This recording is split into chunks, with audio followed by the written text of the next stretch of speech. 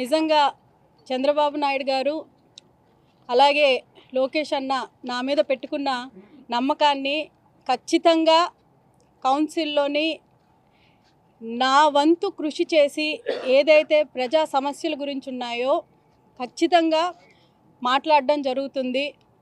Representation అనేది ఖచ్చితంగా ఉంటుంది.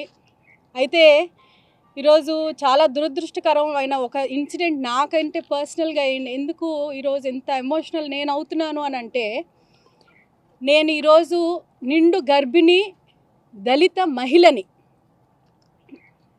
నేను 9th మంత్లో ఉన్నా కూడా తను ఖచ్చితంగా సరే రేపు డెలివరీ చేసి మంచి పేరు తెచ్చుకుంటుంది కౌన్సిల్లోని, మా అమ్మగారికి కావాలి ప్రతిభా భారతి గారి లాగా అని చంద్రబాబు గారు నారా లోకేష్ గారికి ఉన్న నమ్మకం ఎంత ఉందో, అలాగే ఇంత నిండు గర్భిణి దళిత మహిళని అవమానించేటట్టు ఈరోజు సాక్షి పేపర్లోని రాయడం జరిగింది. చాలా దురదృష్టకరం అండి. అంటే మనం ముందుకెళ్తున్నామా వెనక్కి వెళ్తున్నామా అన్న సంస్కృతి వైఎస్ఆర్సీపీలోని లాస్ట్ 5 ఇయర్స్ టెన్యూర్లో చూసినప్పుడు వీళ్ళు ఇంకా మారారేమో అని అనుకుంటాం. కానీ ఆ భ్రష్టు పట్టిపోయిన పేపర్ కానీ భ్రష్టు పట్టిపోయిన రాజకీయాలు కానీ వాళ్ళల్లోని కంప్లీట్గా ఇమిడిపోయింది. వాళ్ళకి ఒక మహిళ గురించి మాట్లాడుతున్నామని కానీ, లేకపోతే ఒక దళితుల గురించి మాట్లాడుతున్నామని కానీ, లేకపోతే ఒక గర్భిణి గురించి మాట్లాడుతున్నాం కానీ ఏం ఎమోషన్స్ అంటూ ఏం లేకుండా ఒక యాంటీ దళిత్ పార్టీగా అది వైఎస్ఆర్సీపీ ఉండడానికి ఈరోజు సాక్షి పేపర్ తాలూకా నిదర్శనం అండి. భారతిరెడ్డి గారిని ఒకటే నేను అడుగుతున్నా, మీ పార్టీలోని మీ అందరూ ఇచ్చిన సూచనలు సలహాలు బట్టి అప్పుడు రోజా కానీ ఆ కొడాలి నాని కానీ నోటికి వచ్చినట్టు బూతులు మాట్లాడితే వాళ్ళకి మంత్రి పదవులు ఇస్తారు అన్న కల్చర్ మీది. మీరు మంచి పని చేయండి, ప్రజల తరఫు నుంచి పోరాడండి, పార్టీ కోసం పనిచేయండి, కార్యకర్తలతో ఉండండి, కార్యకర్తల సమస్యలు తెలుసుకోండి, గ్రౌండ్ లెవెల్లోని ప్రజల సమస్యలు తెలుసుకోండి అనే సిద్ధాంతాలు అన్న ఎన్టీఆర్ దగ్గర నుంచి, చంద్రబాబు గారి దగ్గర నుంచి, ఈరోజు లోకేష్ అన్న దగ్గర నుంచి మాకు వచ్చిన సిద్ధాంతాలు అవి.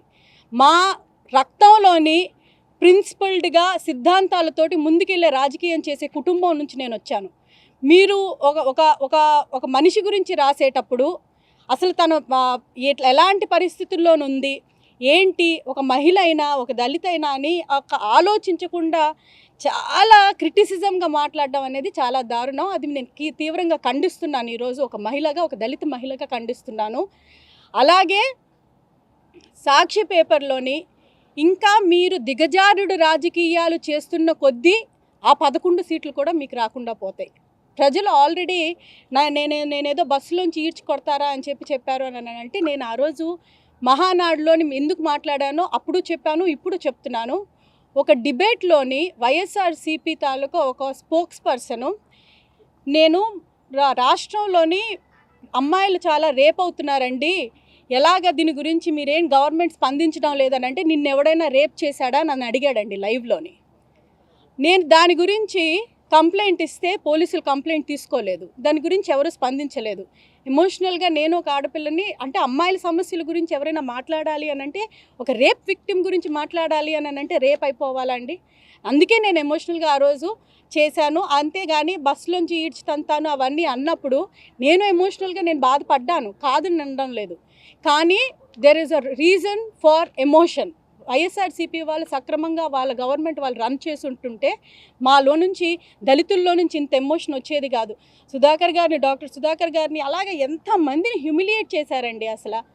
అందుకే నేను ఈరోజు పత్రికా ముఖంగా కానీ మీడియా ముఖంగా కానీ చెప్పదలుచుకుంది ఏంటంటే, మీ పద్ధతి మీరు మార్చుకోకపోతే మీరు ప్రతి మహిళని ఇబ్బంది పెట్టారు, ప్రతి ఒక్కరిని ఇబ్బంది పెట్టారు.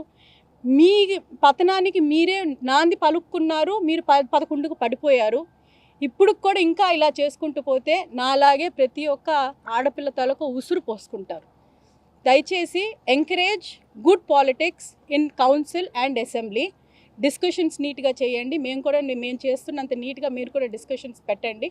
We are most welcome. We will reply properly. మా గవర్నెన్స్ బెస్ట్ గవర్నెన్స్కు మేము ప్రూవ్ చేసుకుంటాం.